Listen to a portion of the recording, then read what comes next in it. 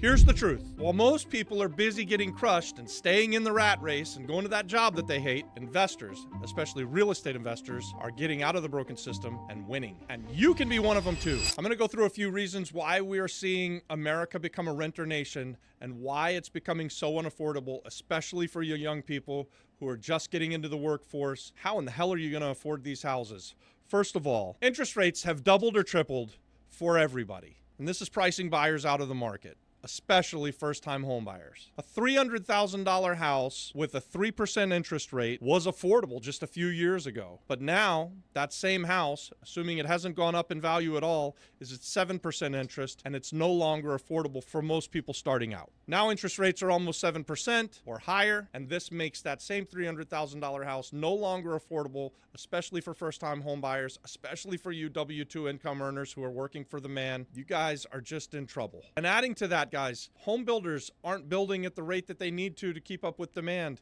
thereby causing a housing shortage. We see that on the island of Puerto Rico to the tune of 250 or 3,000 homes. There just hasn't been enough investment on the island to compensate for the amount of homes that are needed. And so that artificially keeps the price of housing up, because there's not enough investment. There's not enough real estate investors out there renovating existing buildings or building new homes. It gets even worse, guys. There's been an explosion in insurance prices, and we're seeing that right now with the fires that are happening out in LA, where people lost their insurance just a few months ago, because these insurance companies, they're not stupid. And if they don't have the ability to raise their prices, and some of these governments dictate what they can sell insurance at, they just leave markets altogether. And so what happens when there's a tragedy? People's houses burn up. They don't get the insurance. This causes a rise in the price of housing. This causes more pain in the market. Because even in the state of Florida, where I'm from, we've seen insurance costs double or even quadruple. We're talking 2, 3, 4 times as expensive this year as it was just a few years ago. When you add all of these things together, it makes buying a home very, very difficult for the average Joe. And guys, at the same time, with the rising interest rates, the rising insurance, the lack of housing on the market, we're seeing property taxes go through the roof, just adding one more huge cost to buying a new home. All of these costs have skyrocketed. You know what hasn't skyrocketed?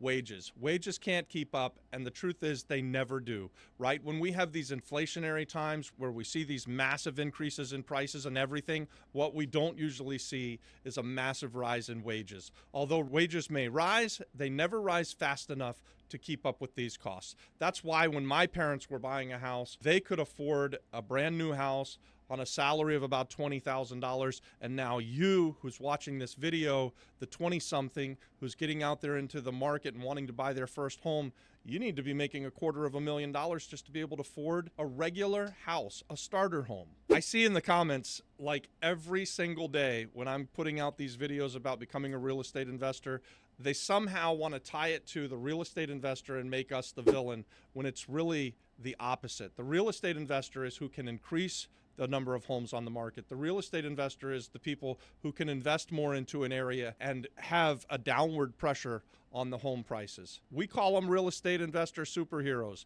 and we want you to be one of them. I get it, guys. I know what you're going to say in the comments. Our jobs don't pay enough. Or if you're on the island of Puerto Rico, you're going to tell me that the average salary is only like $35,000 a year, and how can they ever afford anything? I absolutely understand it. I think you're in a broken system. I want to encourage you through these videos to get out of the broken system. I'll tell you like this, if you're working for minimum wage and you think that you're going to be able to actually live a decent life working that job, I got news for you, brother. It's never going to happen. That minimum wage is never going to be high enough that you're going to be able to buy a house, that you're going to be able to get married and have kids. You've got to get out of these broken systems.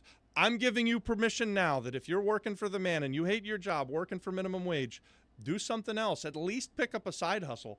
Look into becoming a real estate investor. Don't be afraid to think differently than everybody else. If you want to just think the way everybody else does and keep that job that you hate and keep going there for the next 20 years, then don't bitch at me in the comments about why you can't afford anything. We're value add real estate investors, and we're encouraging you through these videos to become value-add real estate investors, to get out of the broken system and to get into a different system. It requires you thinking differently. It requires you taking the bull by the horns and doing something on your own. You can't rely on the man to give you a higher wage. It's just not going to happen.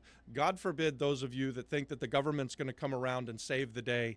Man, tell me when the last time it is that the government came around and changed anybody's life in a positive way. Put it in the comments. Whose life is better off this 4 years after Biden was just in office? Hell, whose life was better off 4 years after Trump was in office? It doesn't matter who's in office. If you're relying on the government, you're really fucked.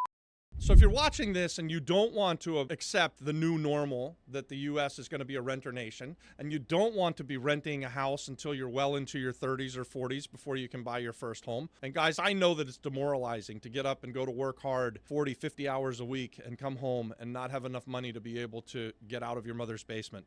That's a terrible life. I don't want that for you. I've got a better way. There's a twist. Here it is. Real estate investing can truly bridge the gap. You can get out of the broken system. You can start to live the good life. The American dream is dead. First, it's going to take a mindset shift. Guys, if you're not ready for the mindset shift, none of the other stuff that I said will work. You have to believe in yourself and you have to be willing to go out there and work your ass off. The mindset shift that we're looking for is that of one who is looking to be a homeowner to that of one who is looking to be a real estate investor.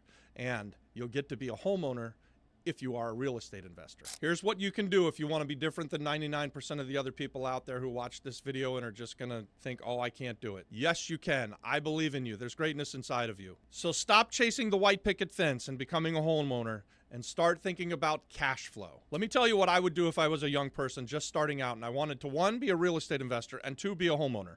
I'd consider a house hack. What's a house hack? House hacking involves buying a small multifamily property or as big a one as you can find and afford. But generally, we're going to do 2-family house to 4-family house. Why 2-family to 4-family? Because those properties will qualify for all of the good loans, the FHA loans. So we know that interest rates are through the roof. We talked about that earlier in the video, but you can still go out and buy a duplex, a triplex, or a quadplex and get an FHA loan.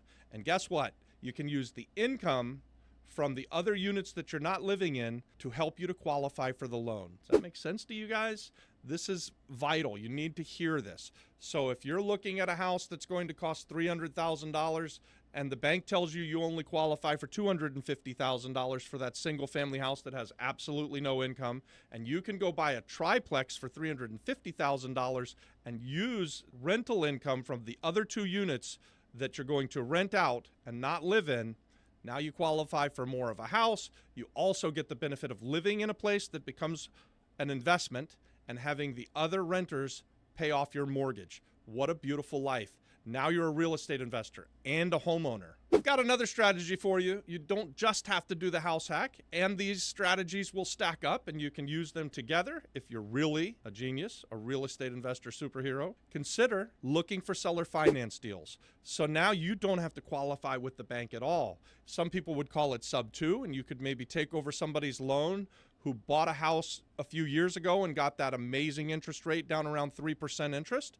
and they're looking to get out because they need to move on to somewhere else. You can take over their loan without even qualifying with the bank. It's called sub 2. You can make the payments directly to the bank on their loan and give them a little bit of going away money. You buy a house, you didn't qualify for it, you can afford it because it's got the lower interest rate. Boom, that's nice. The third thing, seller financing.